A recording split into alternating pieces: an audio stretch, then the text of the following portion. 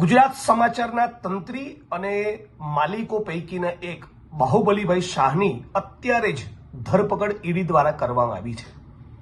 તાજેતરમાં જ ઈડીએ દરોડો પાડ્યો, ઇન્કમટેક્સે ઇન્ક્વાયરી કરી અને કંઈ જૂના બધા પ્રકરણો ખોલ્યા છે। બધા જ મીડિયાના મિત્રો અને બધા જ વાણી સ્વાતંત્ર્યમાં માનનારા માણસો એવું કહેશે કે આ વાણી સ્વાતંત્ર્ય પર તરાપ મારવાની કોશિશ છે। એ તો છે જ, આ દેશના બંધારણ ઉપર એક પ્રકારનો હુમલો છે, વાણી સ્વાતંત્ર્ય પર હુમલો છે, વ્યક્તિ સ્વાતંત્ર્ય પર હુમલો છે।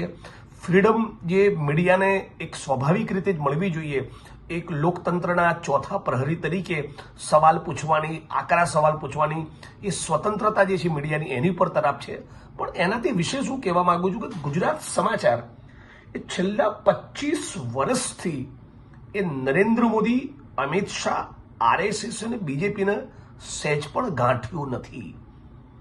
નરેન્દ્રભાઈ ઉપર ગુજરાતની જનતાએ, દેશની જનતાએ ગમે તેટલા ફૂલડા વેર્યા હોય, પણ મગનું નામ મરી પાડીને રાત દિવસ પાને પાને એક સ્ટોરીમાં એન્ટી એસ્ટાબ્લિશમેન્ટ એલિમેન્ટ સાથે કોઈએ લખ્યું હોય સાતત્યપૂર્વક, એ ફક્ત ગુજરાત સમાચાર છે।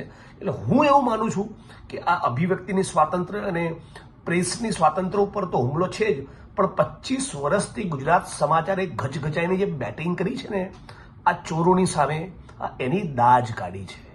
આ ઈડી ઇન્કમટેક્સ દ્વારા ગુજરાત સમાચાર ઉપર થયેલો હુમલો, બાહુબલીભાઈ શાહ ઉપર થયેલી ધરપકડ એ મૂળ 25 વર્ષનો બદલો લીધો છે। એ ખુન્નસથી કરવામાં આવેલું કૃત્ય છે।